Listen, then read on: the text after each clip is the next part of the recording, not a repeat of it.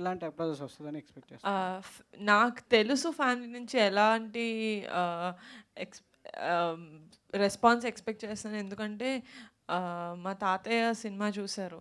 చూసిన వెంటనే he's 80s something. ఆయన చూసే సినిమా నాకే నా చిన్నతనం నేను అప్పుడు పిట్టగోడ మీద కూర్చుని మా ఫ్రెండ్స్‌తో అంటే మా అమ్మ చూసిన cinema. She is 50 something. She also said నాకు నా చిన్నతనం గుర్తొచ్చిందని.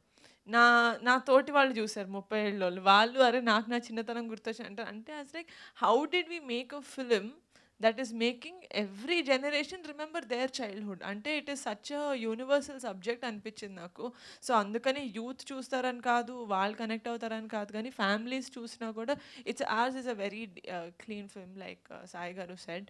ఆహ్, అందరూ కూర్చొని ఎంజాయ్ చేసే సినిమా. అంటే ఏం నామోషీ లేకుండా పక్కన అమ్ముంది, వెనకాల నాన్న కూర్చున్నాడు అన్న బాధలు లేకుండా చూసే సినిమా కాబట్టి we're expecting a very good response from the family audience also. అంటే ఏపీ నేపథ్యంగా, ఆంధ్రప్రదేశ్ నేపథ్యంగా ఇదొచ్చింది. మరి తెలంగాణ నుంచి కూడా మీ నుంచి ఒక సినిమా కోరుకుంటారు. తెలంగాణ వాతావరణంలో ఇక్కడ కూడా మట్టి కథలు, చాలా గ్రామీణ యెస్. నేపథ్యం ఉన్న కథలు, యెస్. చాలా మంచి కథలు కూడా ఉన్నాయి.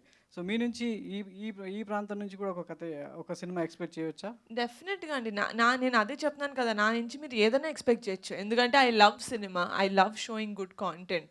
అది నా దగ్గరికి రావడం ఒకటే ఆలస్యం. నిజంగా మా ఆఫీస్ కనుక ఒక మంచి స్క్రిప్ట్ తోటి వస్తే మేము వదలం వాళ్ళని. ఫస్ట్ మేమే గట్టిగా పట్టేసుకుంటాం వాళ్ళని. వంశీ గారు. ఇంకా 10 టీవీ అండి. హలో అండి. నిజంగా మీరు మెగా డాటర్ కాదు, తెలుగింటి బంగారం అనుకోవాలి. అయ్యో! థాంక్ ఎందుకంటే యూ.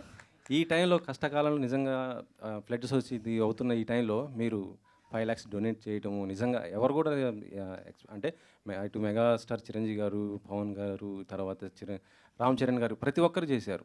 మీరు కూడా మీ అంత బాధ్యత నిర్వహించారు. నిజంగా గ్రేట్ అండి. థాంక్ యూ అండి. మీ మొత్తం కూడా నిజంగా చెప్పాలంటే ఈ సినిమా సక్సెస్ మీట్‌లో మీరు ఇది కూడా మీ బాధ్యత కూడా నిర్వర్తించారు. ఈ సినిమా మనం గతంలో చూస్తుంటే ఈ సినిమా ఆల్రెడీ 2, 3 సార్లు మాట్లాడటం కూడా జరిగింది. Actually yeah! చెప్పాలంటే ఇంకా కూడా థియేటర్‌లో ఇంకా కొన్ని ఏరియాలో ఇంకా బాగా రన్ అవుతుంది. యాహ్! ఇంకా ఇప్పుడు ఓటీటీలో వస్తుంది కాబట్టి ఇంకా అందరూ కూడా రీచ్ అవుతారు. మీ నుంచి నెక్స్ట్ ప్రాజెక్ట్ ఎలా ఉండబోతుంది, ఏంటి అనేది ఇంకొకటి ఉంటుంది.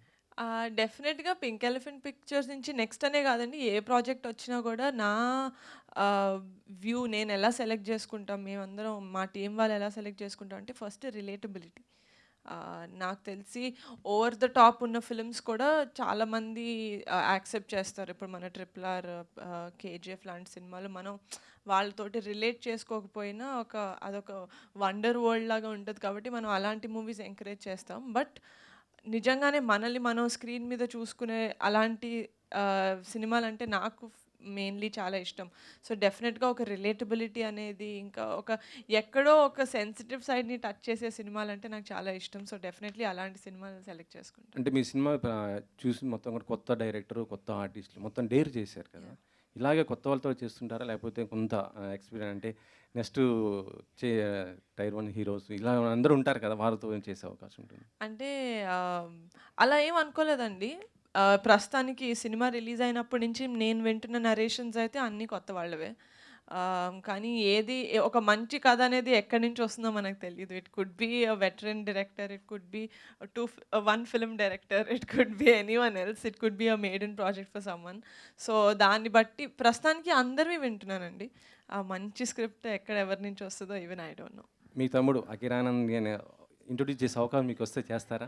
He's still very young. So, I don't know if అసలు అకిరాకి ఇండస్ట్రీలోకొచ్చే ఆలోచన ఉందని గూడా నేనెప్పుడూ అడగలేదు వాడిని. సో, నాకు తెలీదు. నిహారిక మ్యామ్. ఓకే.